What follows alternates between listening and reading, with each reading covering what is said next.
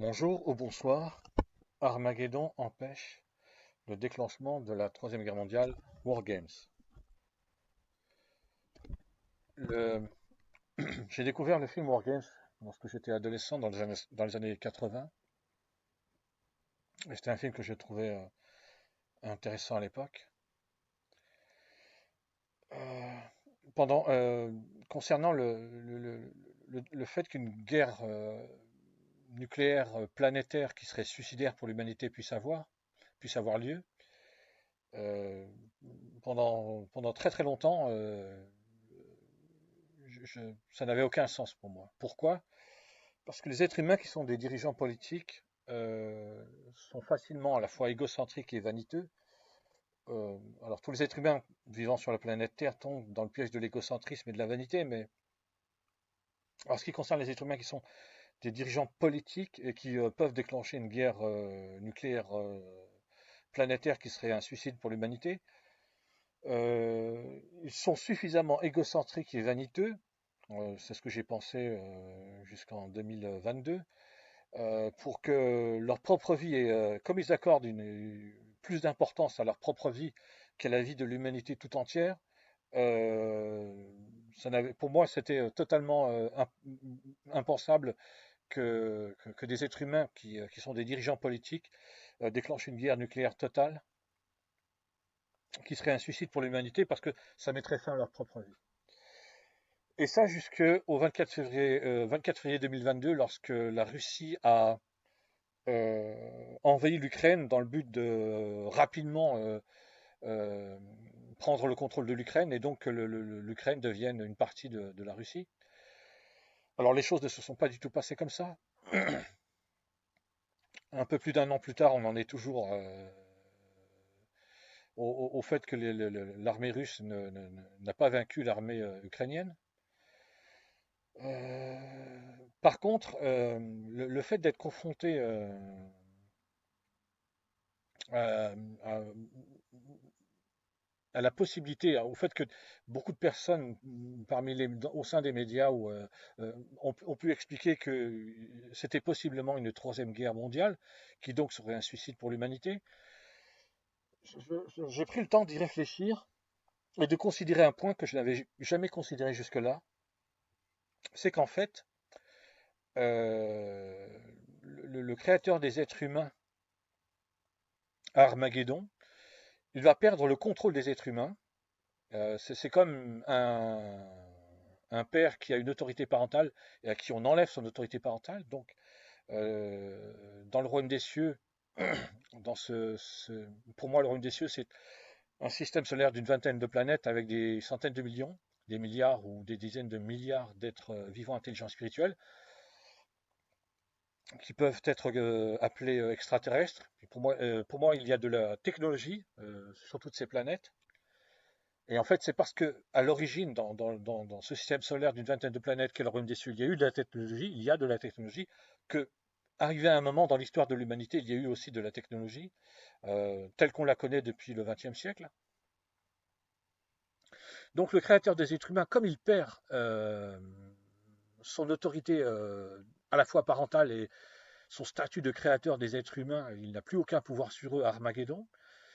Il y a une possibilité que je n'avais pas envisagée, c'est que puisqu'il est obligé de perdre le contrôle des êtres humains, l'autorité parentale qu'il a sur les êtres humains, le créateur des êtres humains pourrait décider de pousser les êtres humains à déclencher une troisième guerre mondiale qui serait une guerre nucléaire et qui aboutirait au suicide de l'humanité. Tout simplement parce que le créateur des êtres humains, qui est un être malsain, malfaisant, sadique, cruel, qui a créé Ève et Adam, non pas pour qu'ils vivent éternellement dans le jardin d'Éden selon les valeurs de l'amour spirituel, mais au contraire, le créateur des êtres humains, qui pendant très longtemps était le numéro 3 dans le royaume des cieux, quand il a créé Ève et Adam, c'était à la fois pour que Ève et Adam soient une arme euh, dans ses mains pour arriver à prendre le pouvoir dans le royaume des cieux, pour qu'ils deviennent qu'ils prennent la place de l'être originel qui est le roi du royaume des cieux, et que lui-même devienne le nouveau roi du royaume des cieux, et qu'il établisse un nouveau royaume des cieux avec de nouvelles valeurs, les valeurs de la haine spirituelle.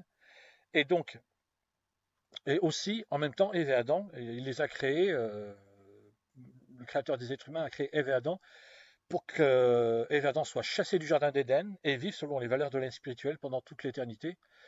Et lui resterait éternellement leur créateur. Et, Ève et Adam, tous leurs descendants, les êtres humains, seraient éternellement les créatures de celui qui, à ce moment-là, quand il a mis en place tout ça, s'est choisi un nom qui est cœur de haine. Donc le créateur des êtres humains est un être malfaisant. Et il sait qu'à Armageddon, il perd son pouvoir sur les êtres humains. Il n'est plus le créateur des êtres humains. Il va perdre ce pouvoir, ce statut de créateur des êtres humains. Il perd son autorité parentale, parce que les êtres humains sont ses enfants. Dans la Bible, Adam est qualifié de fils de Dieu, parce que il y a un lien qui s'établit entre les créatures. Donc Ève, même si elle n'est pas, bibliquement parlant, qualifiée de fille de Dieu, ça ne change rien. Elle est la fille de Dieu, en même temps qu'Adam qui est le fils de Dieu. Donc ce sont les enfants, Ève et Adam sont les enfants de leur créateur, cœur de haine, qui a comme valeur les valeurs de la haine. Et Ève et Adam et tous leurs descendants, les êtres humains, ont été créés pour ça, pour vivre dans les valeurs de la haine spirituelle. Et donc finalement, pour en arriver au titre du podcast audio, Armageddon empêche la Troisième Guerre mondiale, War Games.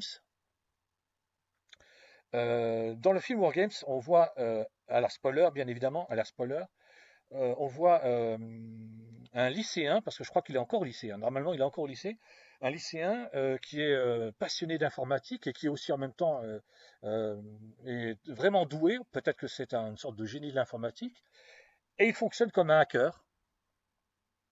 Et il est capable de faire des... est-ce que je pourrais dire ça? Il est capable d'utiliser l'informatique pour pirater certaines choses. Par exemple, comme le fait d'utiliser... il est obligé d'utiliser le téléphone pour que son ordinateur fonctionne.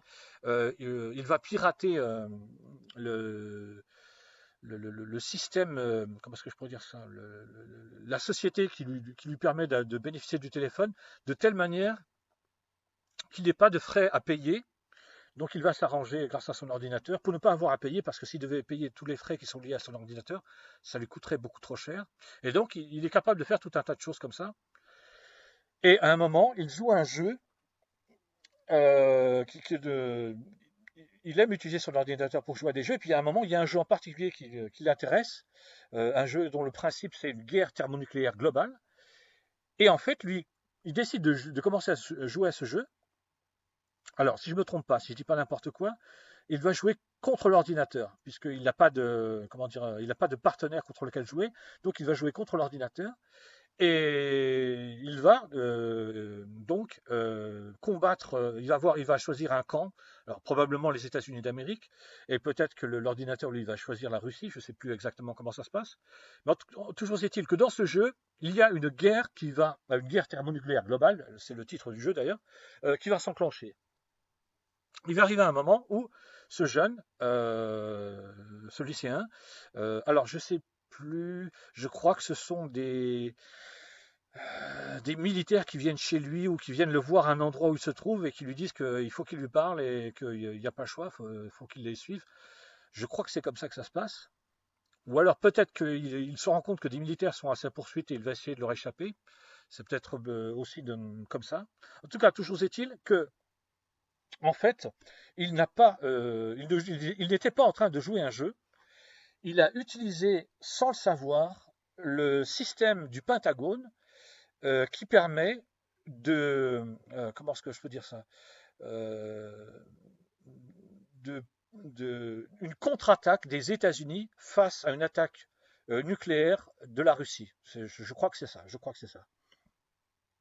Et donc, en fait, il a enclenché un processus qui représente un véritable danger parce que le système informatique alors oui, dans le film, on présente un ordinateur en particulier et on explique pourquoi d'ailleurs. Le film explique pourquoi ça va être un ordinateur en particulier qui va avoir un nom spécifique, qui va être chargé de gérer tout ce qui se passera en cas de défense des États-Unis face à une attaque nucléaire de la Russie. Et sans le savoir, ce jeune, joué par l'acteur américain Matthew Broderick, ce lycéen, il est passé par cet ordinateur et il a demandé à cet ordinateur d'enclencher une véritable réponse des États-Unis face à une attaque nucléaire de la Russie. Donc, sans le savoir, ce lycéen déclenche quelque chose qui peut aboutir à une véritable guerre thermonucléaire globale et donc le suicide de l'humanité. Et donc, comme j'ai expliqué, le créateur des êtres humains, sachant que quand arrivera Armageddon, il sera obligé de perdre son autorité de créateur et son autorité parentale, eh bien, il pourrait pousser les êtres humains, c'est-à-dire faire en sorte qu'il y ait une situation qui pose tellement qui pose tellement de problèmes, qui arrive à une telle tension, qu'une guerre nucléaire planétaire se déclenche, ce qui aboutira au suicide de l'humanité. Et donc, Armageddon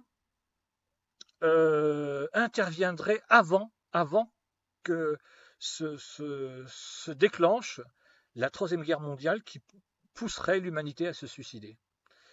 C'est ce que j'ai fini par me dire après avoir réfléchi à ce que j'entendais aux informations par rapport à l'armée russe qui a envahi l'Ukraine dans l'objectif de rapidement, quelques jours, quelques semaines, prendre le contrôle total de l'Ukraine. J'y ai réfléchi parce que je m'étais dit, quand j'y pensais avant, je me disais, c'est pas possible, les dirigeants politiques sont tellement, s'accordent tellement de valeurs par rapport à eux-mêmes et sont tellement méprisants par rapport aux autres que jamais ils déclencheront une guerre nucléaire. Alors effectivement, d'eux-mêmes, ils ne le feront pas. Mais le créateur des êtres humains, lui, pourrait très bien décider que, puisqu'on veut lui enlever son autorité de créateur et de parent à l'égard des êtres humains, ben, il va pousser les êtres humains à un suicide planétaire avec une guerre nucléaire. Et c'est à ce moment, en réfléchissant à ça, que je me suis dit qu'Armageddon interviendrait précisément pour empêcher ça, pour empêcher que le créateur des êtres humains pousse les êtres humains jusqu'à un suicide planétaire. Je m'arrête là. Merci. Au revoir.